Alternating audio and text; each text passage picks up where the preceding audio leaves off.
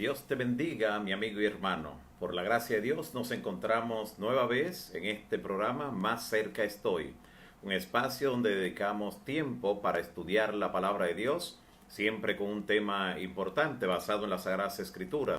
Hoy estaremos estudiando un tema de mucha trascendencia profética, el tema El Rey del Norte, del cual habla el libro de Daniel, especialmente en el capítulo 11 del libro de Daniel, una profecía que vamos a abordar en breve. Oremos al Todopoderoso. Santo Padre que estás en los cielos, bendecimos tu nombre en esta hora. Como el salmista también nos presentamos ante ti diciendo: bendice alma mía Jehová, y bendiga todo mi ser su santo nombre. Queremos presentarte este listado, Señor, con cada pedido, cada clamor, cada oración, cada persona, cada familia, cada situación particular, incluyendo los agradecimientos por las bendiciones que hasta aquí has dado. Te pedimos, Señor, que sigas obrando en la vida de cada una de estas personas. También que prestes oído a las peticiones de los amigos y hermanos que constantemente se unen para crecer en la gracia, para fortalecer la fe mediante el estudio de tu palabra. Tienen peticiones, tienen necesidades, tienen situaciones particulares. Queremos, Señor, que le asistas de acuerdo a tu voluntad. También te pido, Señor, por el estudio de tu palabra en esta hora. Guíanos con tu Santo Espíritu. En el nombre de Jesús. Amén. Amén.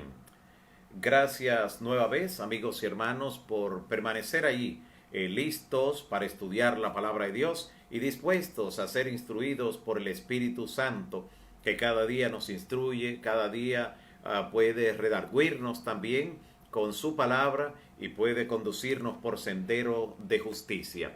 En este momento iniciamos el estudio del Rey del Norte, ese importantísimo tema que con frecuencia muchas personas al leer el libro de Daniel se estancan en este capítulo. Pueden abordar libremente las demás profecías, los demás estudios, pero el capítulo 11 tiene algo que con frecuencia hace que las personas queden con muchos interrogantes.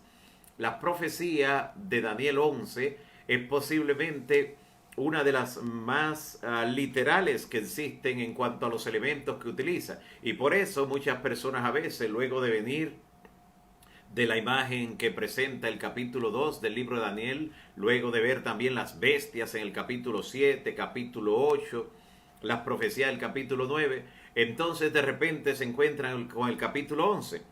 Pero es justamente el capítulo 11 cuya profecía se extiende. Es una visión que va desde el capítulo 10 hasta el capítulo 12.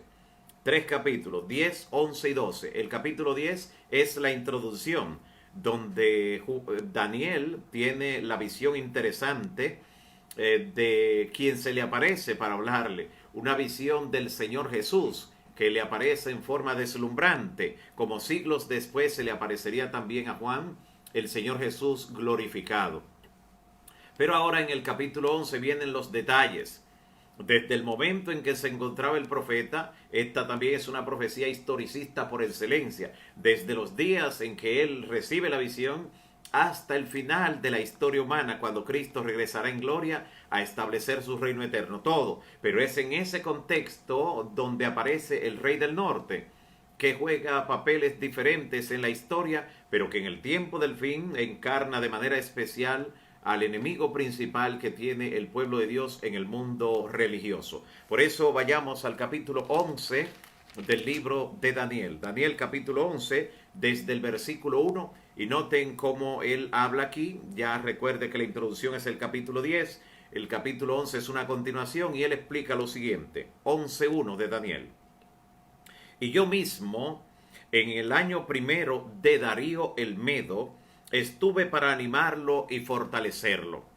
Y de esta forma él plantea el momento cuando está recibiendo la visión y cuando inicia la descripción, cuando de alguna manera arranca el desarrollo de esta profecía.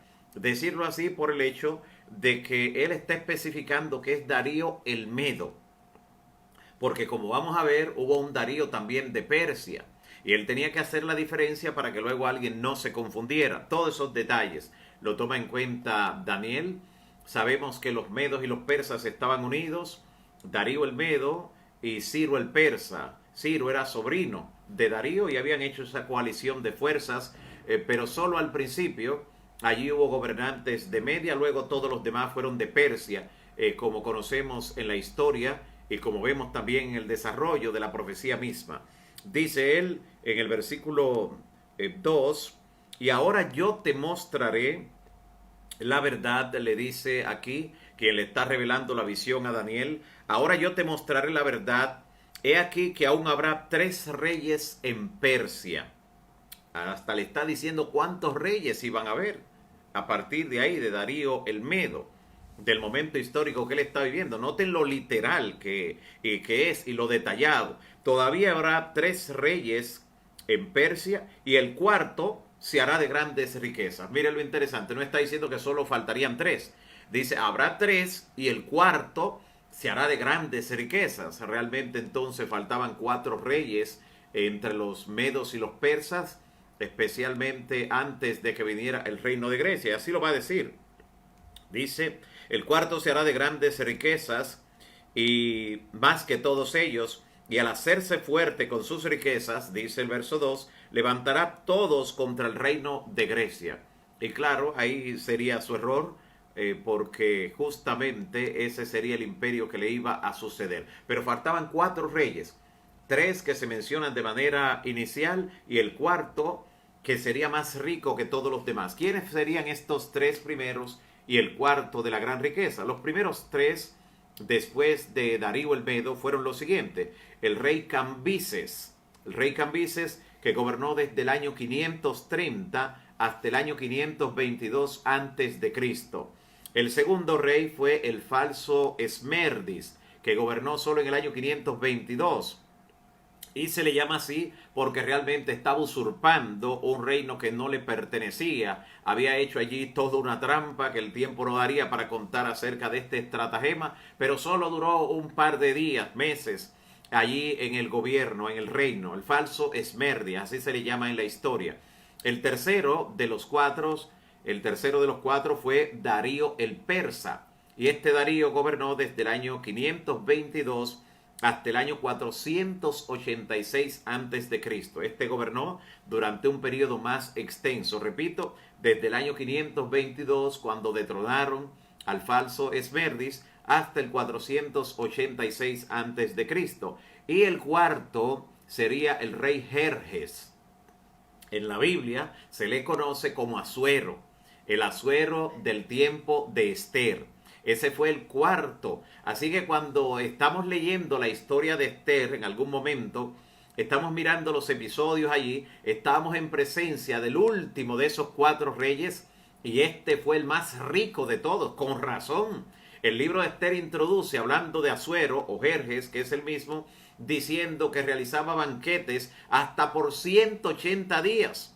O sea, durante 6 meses corridos, celebrando fiesta, invitando y abriendo también el patio del palacio para que todo el pueblo participara y todos pudieran celebrar allí, según lo que describe. Fue un reino muy rico.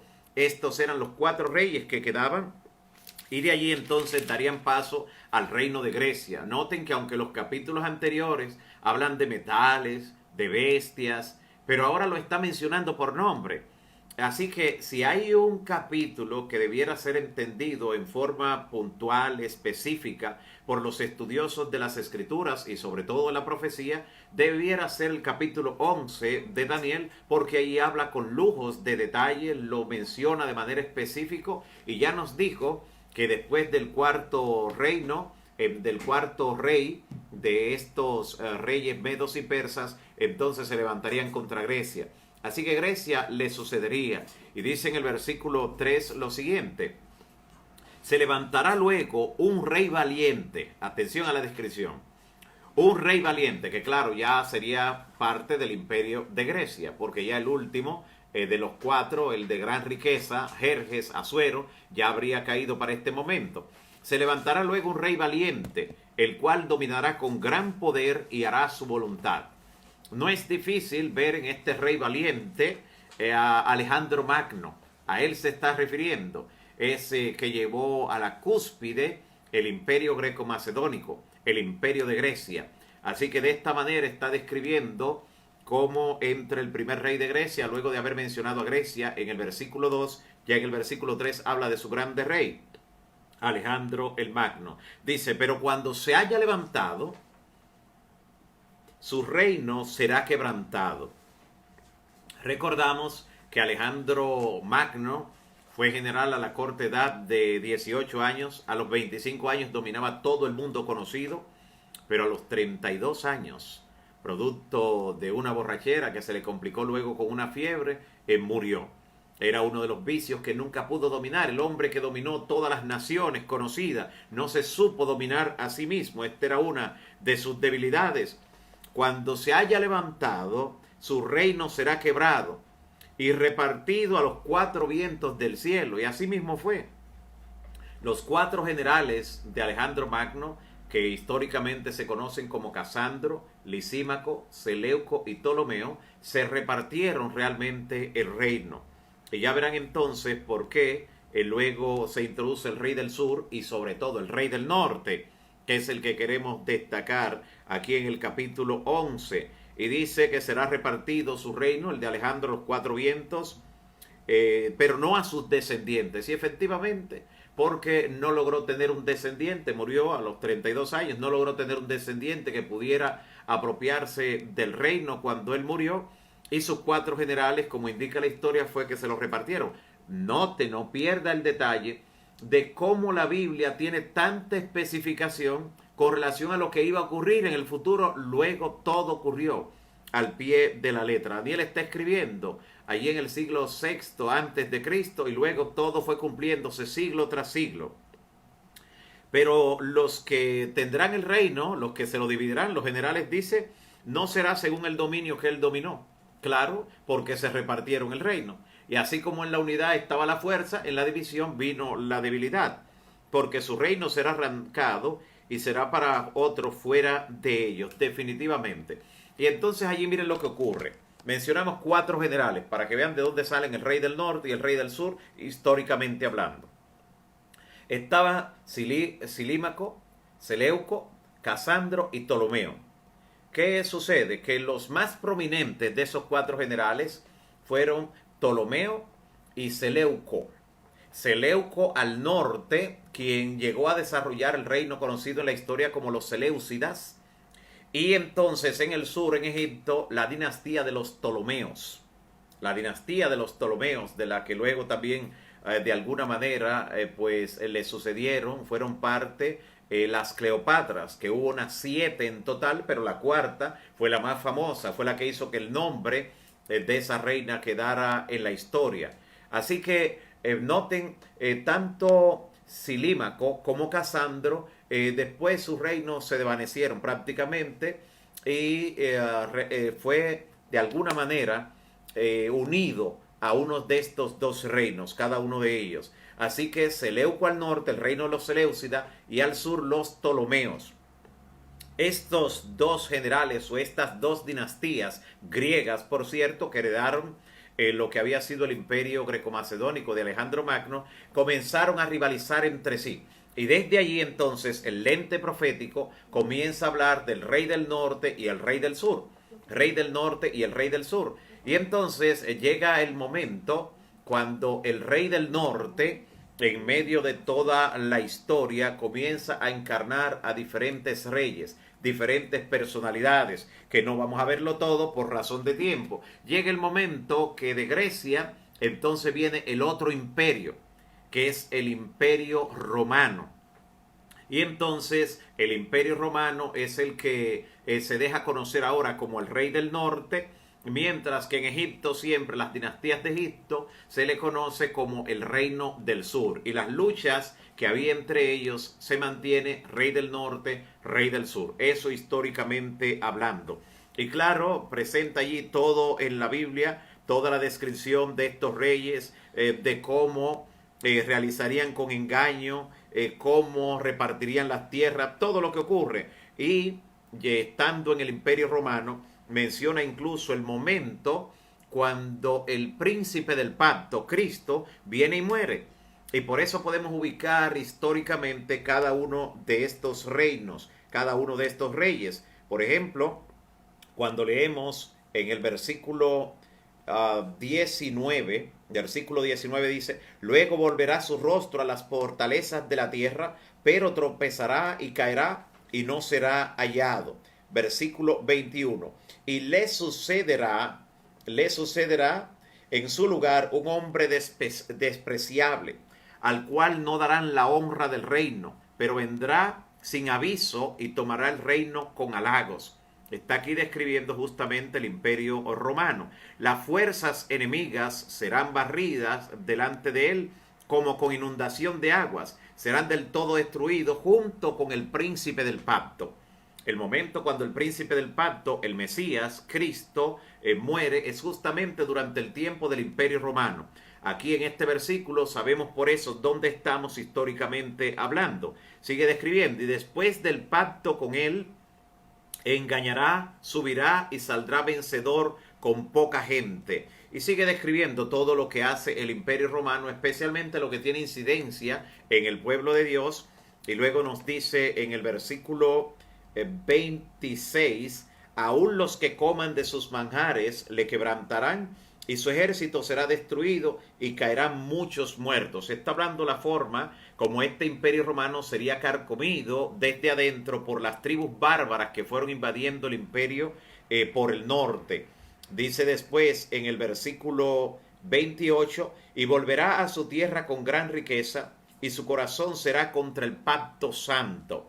Está hablando de la persecución que claro fue encarnada tanto por el imperio romano como luego por la Roma religiosa también en contra de lo que era la verdadera religión, de lo que era el pueblo de Dios. Dice el versículo 29, al tiempo señalado volverá el rey del sur, mas no será la postrera venida como la primera, porque vendrán contra él naves de Quitín, y él se contristará y volverá, y se enojará contra el pacto santo, y hará según su voluntad. Volverá pues, y se entenderá con los que abandonen el pacto santo. Noten que habría una unión entre ese imperio y aquellos que abandonaran el pacto santo. O sea, sabemos por la historia universal que una parte considerable de los cristianos cedieron, tuvieron que ceder, pero no tienen ningún tipo de excusa el hecho de que ellos tuvieran que ceder a las pretensiones de Roma de unificar el imperio y hacer de la religión cristiana la religión del imperio. Los que se opusieron sufrieron algunos tipos de persecuciones, pero siempre Dios tuvo personas fieles que no se unieron al Estado cuando el rey Constantino de manera especial unió lo que tenía que ver con la iglesia y el Estado. Así que se entendió con los que violaron el pacto santo. Aquellos que no respetaron los mandamientos de Dios, indefectiblemente se unieron con el imperio romano. Dice el versículo 31, y se levantarán de su parte tropas que profanarán el santuario, la fortaleza, y quitarán el continuo. Ya sabemos que eso ocurre durante la Edad Media. El continuo, ¿a qué se le llama el continuo? Esto que quitaría el rey del norte en esta etapa.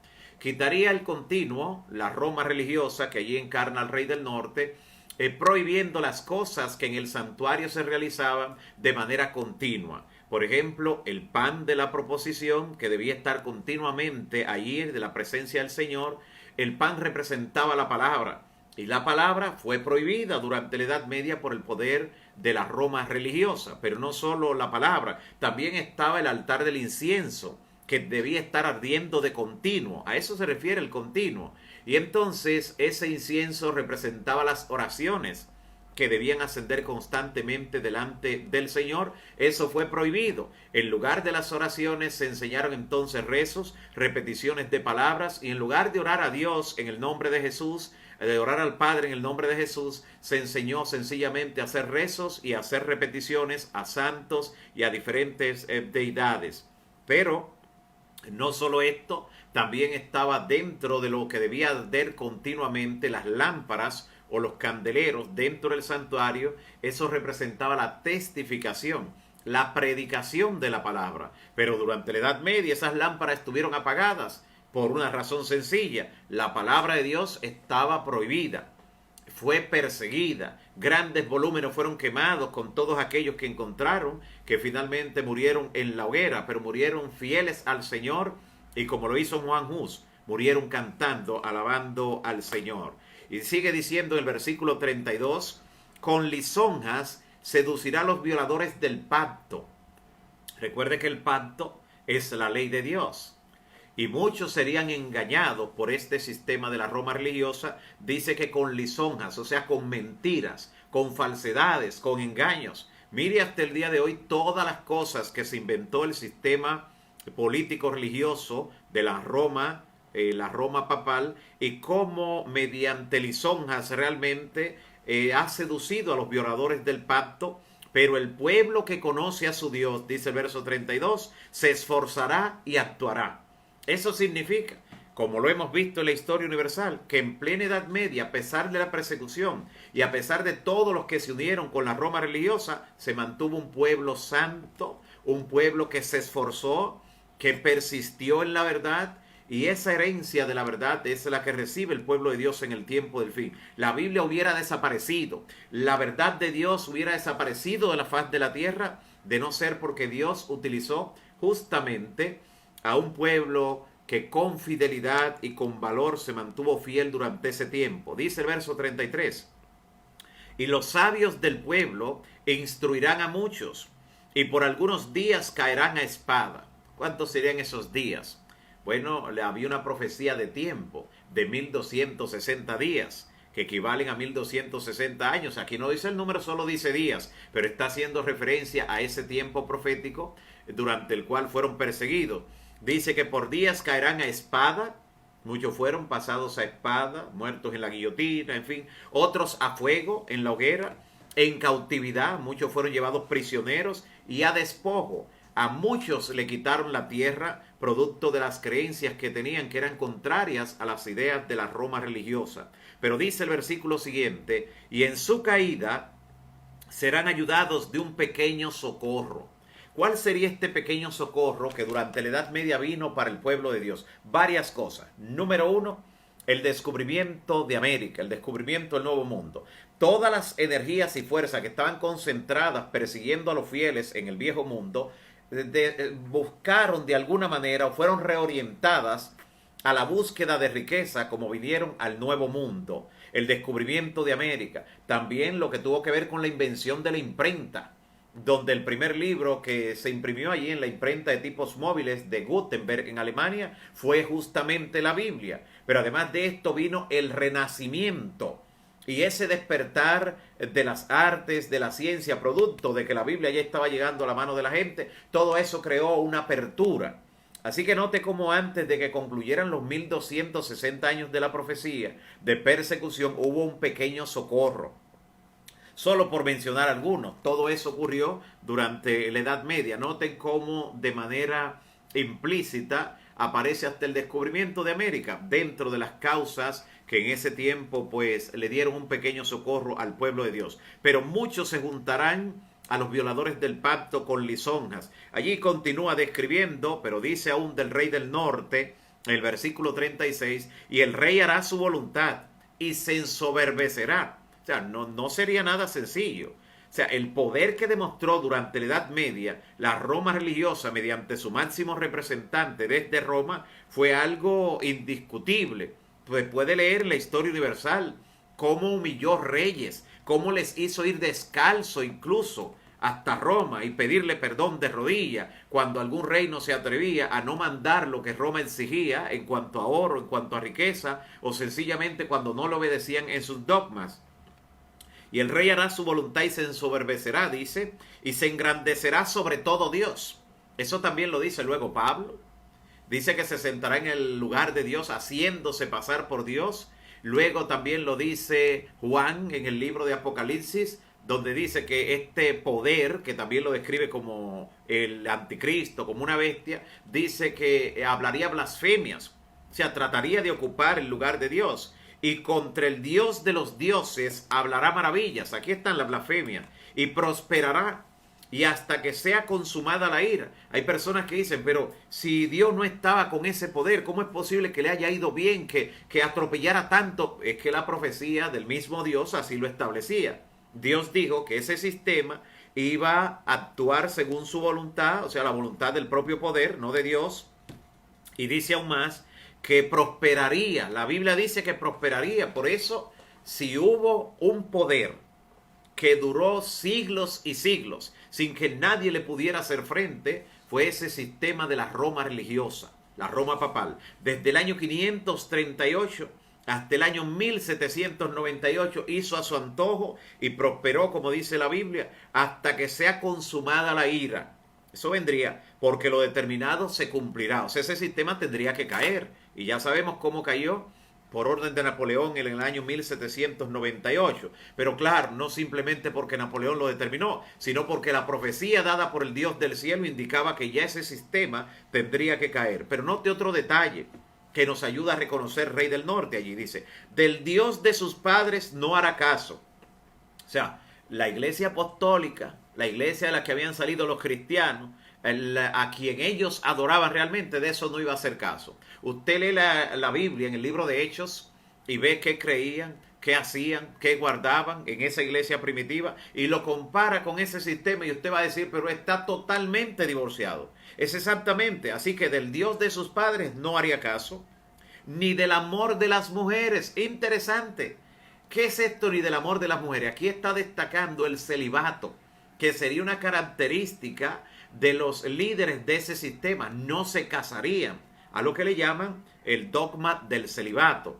Claro, no siempre fue así, pero por más de 1000 años ha sido parte de la práctica de ese sistema prohibir el casamiento, prohibirle una vida normal de matrimonio a los líderes, a pesar de que la Biblia dice que si alguien anhela obispado, debe realmente casarse para poder dominar una familia, para poder dirigir una familia, porque el que no puede dirigir una familia, ¿cómo dirigirá al pueblo de Dios, a la iglesia? Así mismo lo dice la Biblia en Timoteo, usted lo puede leer claramente allí en la palabra.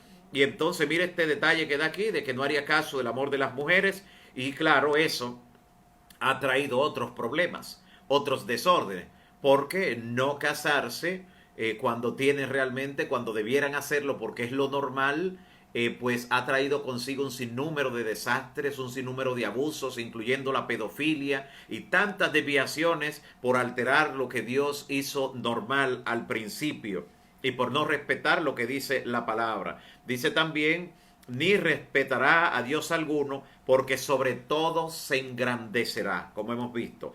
Pero honrará en su lugar al Dios de las fortalezas. ¿Qué es esto del Dios de la fortaleza? Está hablando del ejército. ¿Qué fue lo que utilizó ese sistema durante toda la Edad Media para poder dominar la conciencia? Ya que no estaba basado en la Biblia. Utilizó la fuerza, el ejército, la espada. Ese es el Dios de ese sistema, la fuerza. Y cada vez que puede empuñarlo, lo hace. Ahora mismo Roma religiosa es tolerante en el mundo porque no puede hacer otra cosa. Pero cuando una vez se le presente la oportunidad de dominio, otra vez, como histórica y proféticamente lo será, otra vez querrá volver a aplicar todo lo que tiene que ver con persecución y con todas esas cosas, pero será por breve tiempo, como nos dice en la palabra. Y sigue describiendo luego la Biblia en el versículo 39 del capítulo 11, con un Dios ajeno se hará de las fortalezas más inexpugnables, sigue diciendo, y colmará de honores a los que le reconozcan, claro. También dice, y por precios repartirá la tierra. Aquí está describiendo el feudalismo.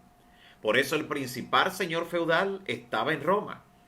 Y justamente a la gente que perseguía, a aquellos que no se unían con Roma, aquellos considerados en ese tiempo protestantes ya, pues eran perseguidos, pero quienes los perseguían recibían como dones tierras en medio de ese sistema feudal. Y el versículo 40 dice, pero al cabo del tiempo, aquí es que vendría la caída del rey del norte en la Edad Media. Y lo vamos a ver en la parte final de la historia también. Pero al cabo del tiempo el rey del sur contenderá con él. Esto está describiendo algo que vimos hace algunos días. El rey del sur representa aquí a Francia. Representa a Francia, el rey del sur, porque el rey del sur históricamente era Egipto. Y Egipto se menciona también en Apocalipsis capítulo 11, le llama a Francia así, dice la bestia que sube del abismo, dice es Egipto y es Sodoma. Ya vimos que Sodoma era por el desorden que hubo en el aspecto pues moral, y le llama Egipto porque hubo un desafío a Dios, donde surge el ateísmo militante, allí justamente con la Revolución Francesa, donde se prohibió la Biblia. Por eso ese es el rey del sur que contendería contra el rey del norte. Y por eso en plena Revolución Francesa y en días de Napoleón es que se le da el golpe final a ese sistema, por lo menos de manera temporal, no final realmente, y no de manera temporal. Pero el rey del norte no dejaría eso así. Dice, y el rey del norte se levantará contra él, contra el del sur, como una tempestad, con carros, con gente de a caballo y mucha nave, entrará a las tierras, inundará y pasará. Así que por eso entendemos que había una deuda pendiente entre el ateísmo militante, que es el comunismo, y lo que es el poder de la Roma religiosa. Es por eso que desde la década de 1980 vimos cómo para ese entonces Estados Unidos fue buscado por el sistema de la Roma religiosa, con su representante en ese tiempo, Karl Wojtyla, para lograr una alianza mediante la cual se hizo caer el comunismo de la Rusia. ¿Cómo lo hicieron? Bueno, todo se describe en el libro Las llaves de esta sangre. Y también un libro que sale de Roma, un libro incluso que pertenece al catolicismo, llamado El Vaticano derribó el muro de Berlín. Así se llama este libro. Y en ese libro describe cómo se hizo todo. Cómo Karl Wojtyla, que era oriundo de Polonia, y en Polonia estaba la piedra angular del comunismo, uniéndose al gobierno de Estados Unidos, pedía ayudas humanitarias y enviaron desde Norteamérica armas y también sistemas de inteligencia en cajas que llegaban en barcos como ayuda humanitaria.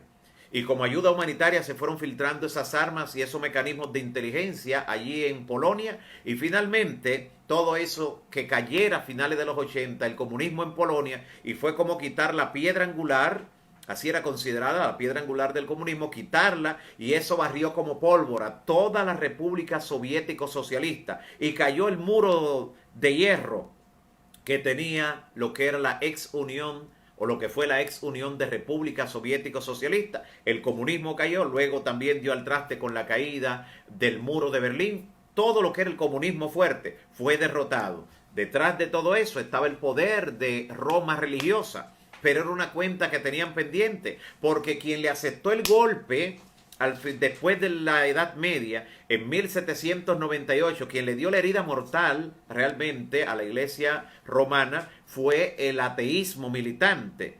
Fue a través de esa Revolución Francesa que cayó. Y justamente esa deuda histórica que tenía fue saldada cuando a finales de los 80, Karl Wojtyla logró, con la ayuda de los Estados Unidos, que cayera también el comunismo. Por eso note cómo dice lo que haría el rey del sur, refiriéndose a Francia en la Revolución Francesa, contra el rey del norte, que lo atacaría. Pero entonces el rey del norte, que aquí está siendo encarnado por la Roma religiosa o el papado, claramente, pues aquí nos está diciendo de cómo iba a contrarrestar. En solo ese versículo, en ese versículo 40, hay más de 200 años de historia.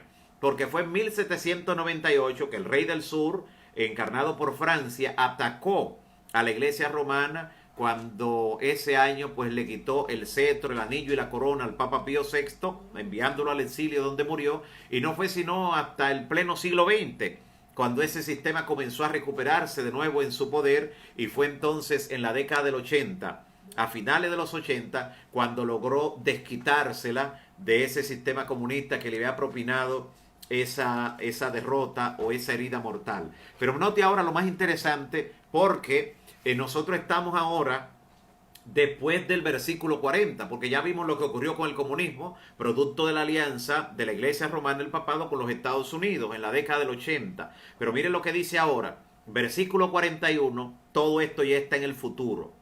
Vimos que ya ocurrió hasta el 40, en la década de los finales de los 80, principios de los 90. Pero mire ahora lo que está en el futuro, que es lo más interesante, porque es lo que hemos de ver nosotros. Lo otro podemos comprobarlo en la historia que se cumplió. Pero ahora mire cómo esto viene. Dice, entrará a la tierra gloriosa La tierra gloriosa, recuerde que en la profecía ahora ya no se refiere a Jerusalén allá, se está refiriendo al pueblo de Dios. Lo próximo que tiene en agenda el rey del norte, o sea, la Roma religiosa, el papado, lo próximo que tiene en mente es la persecución al pueblo de Dios, solo que se espera el contexto. Y claro, el pueblo de Dios será preservado, será protegido por el Altísimo. No debemos temer ni nada lo que será esa persecución y ese ataque, pero sí debemos estar preparados espiritualmente para dar testimonio del Dios poderoso al que servimos. Dice, entrará la tierra gloriosa y muchas provincias caerán. Esto está refiriéndose al zarandeo. Muchos van a caer.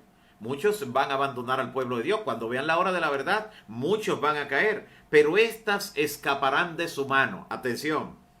Edom, Moab y la mayoría de los hijos de Amón. ¿A quiénes representan esto? Edom era Esaú. Esaú, ustedes recuerdan que era hermano de Jacob.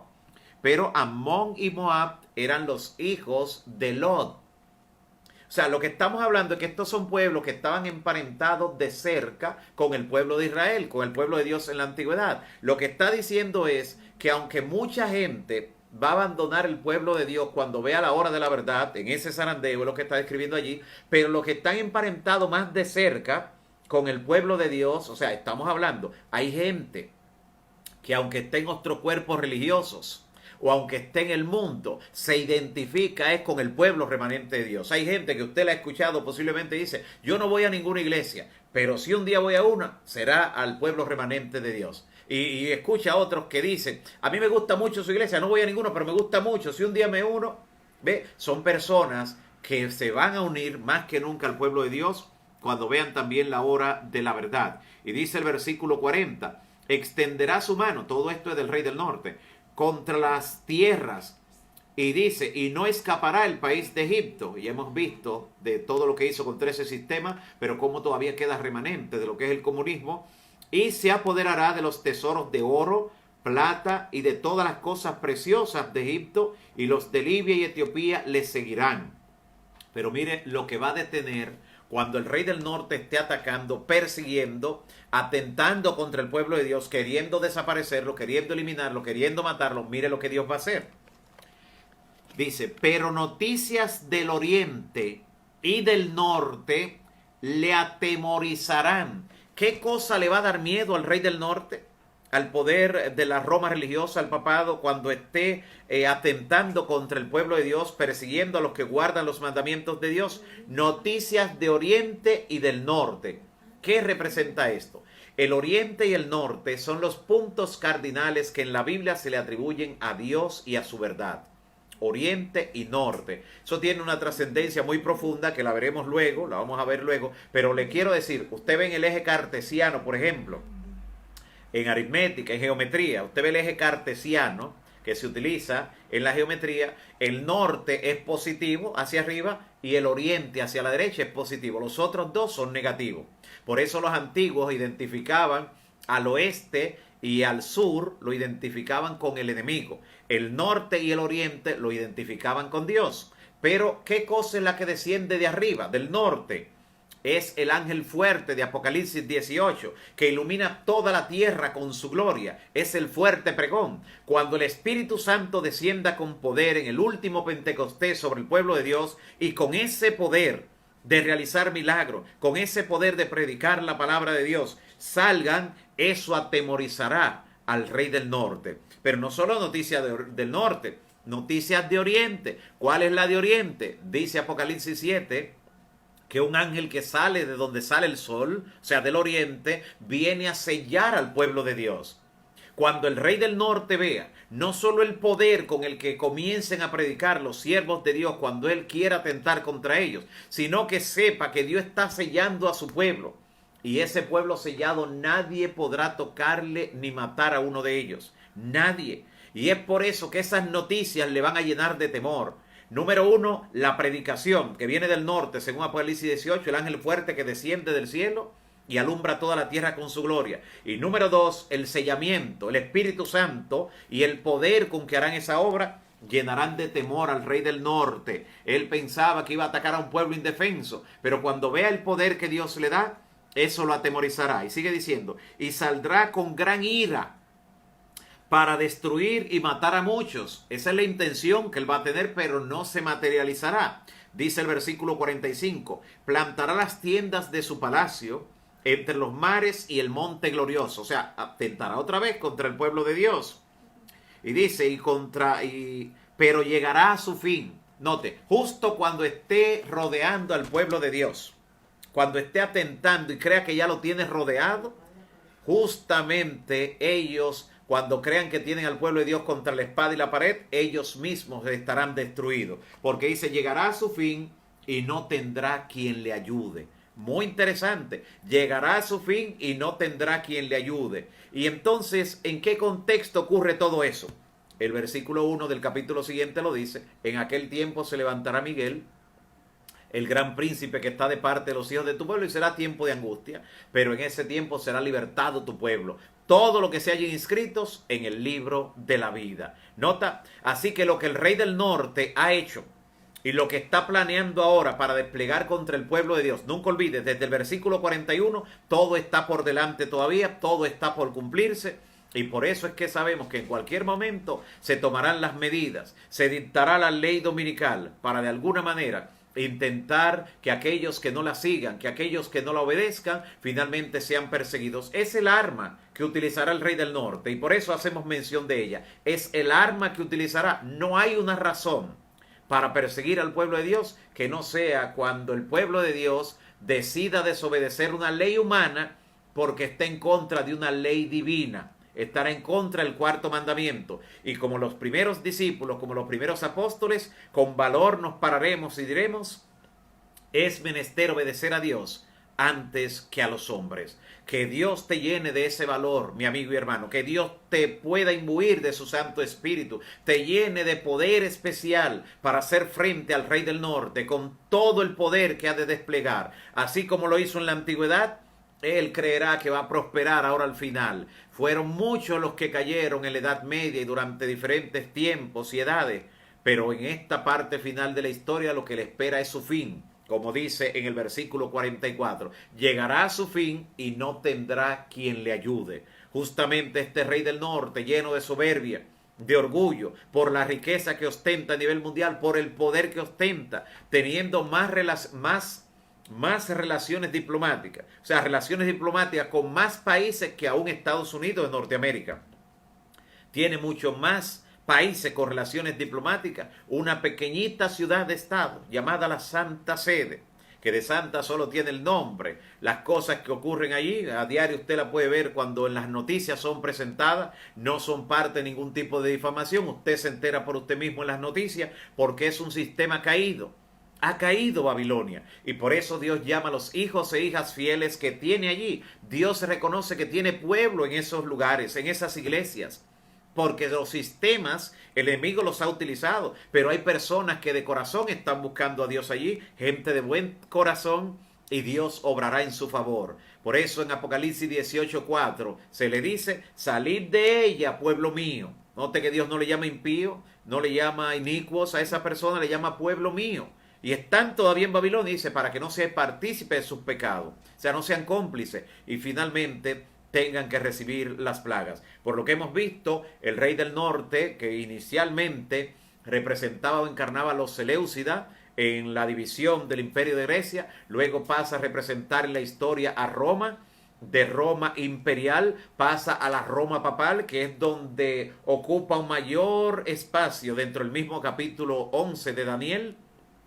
Y todavía lo que quede en el futuro será encarnado también por la Roma papal, quien va a desplegar todo como estamos mirando aquí en esta cita de las Escrituras. Daniel capítulo 11, cuya continuación está en el capítulo 12 justamente, sigue explicando todo lo que ocurriría al fin del tiempo y cómo Dios libertaría a sus hijos. No tenemos, amigos y hermanos, nada que temer, a menos que olvidemos la forma maravillosa como Dios ha preservado a su pueblo en la historia pasada. Roguemos al Señor que nos siga fortaleciendo, que nos siga sentando firmemente en la verdad, que no tengamos otro temor que no sea el temor a Dios y que estemos dispuestos a librar toda batalla en su santo nombre. Que Dios te bendiga y fortalezca tu fe hoy y para siempre.